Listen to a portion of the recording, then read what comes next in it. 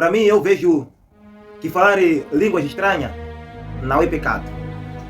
Pastor, no dia de Pentecostes, os discípulos falaram língua estranha ou não?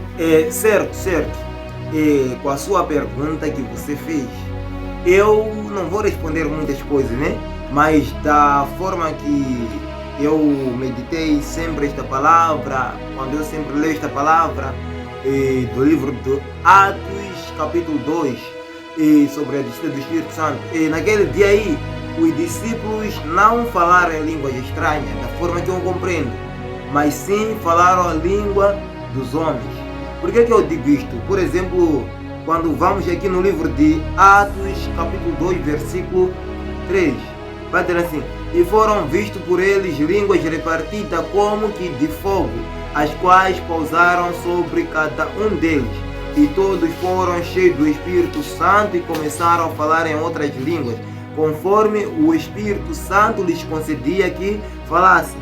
E em Jerusalém estavam habitando judeus, varões religiosos de todas as nações que estão debaixo do céu.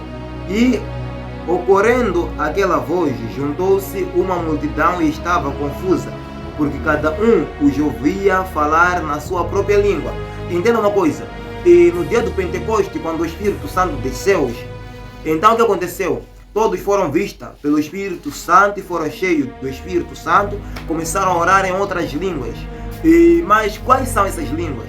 Aqui a Bíblia deixa claro que aí no dia do Pentecoste, todas as nações, os judeus, os religiosos, todos estavam reunidos no mesmo lugar. Da forma que os discípulos estavam reunidos no mesmo lugar, e também todas as nações daqui na terra estavam reunidas no mesmo lugar naquele dia. Então, quando os discípulos foram cheios do Espírito Santo, começaram a orar em outras línguas, aqueles que estavam lá, aqueles homens, cada um ouvia que eles falavam com a sua própria língua. Por exemplo, eu falo português, eu ouvia que eles falavam em português. Aquele que fala andal, ouvia andal. Aquele que fala, por exemplo, espanhol, ouvia espanhol.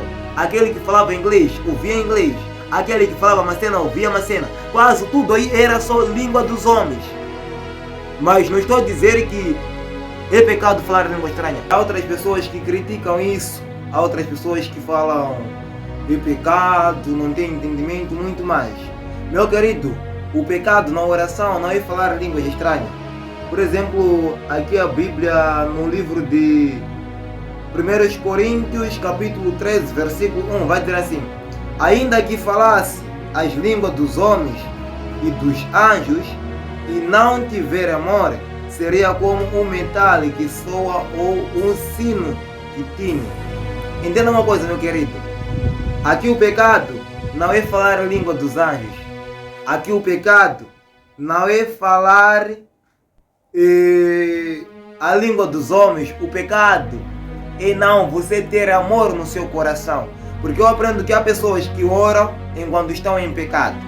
Há pessoas que oram enquanto sempre estão com arrogância. Há pessoas que oram por enquanto se encontram com a mente fora do controle. Por exemplo, Jesus vai dizer assim: se vocês orar e não perdoar os vossos irmãos, o Pai que está no céu nunca irá os perdoar. Primeiramente, perdoa o seu irmão e Deus também vai te perdoar. O que adianta você orar com a língua dos homens enquanto você não perdoa seu irmão? O que você vai alcançar? O que adianta você orar em línguas estranhas enquanto você está cheio de raiva? Não adianta nada. Aqui o pecado não é a língua que você fala no meio da oração. O pecado é falta de amor. Por exemplo, a Bíblia vai dizer assim: quem ora em línguas estranhas edifica a si mesmo, mas quem profetiza edifica a igreja. Não é pecado.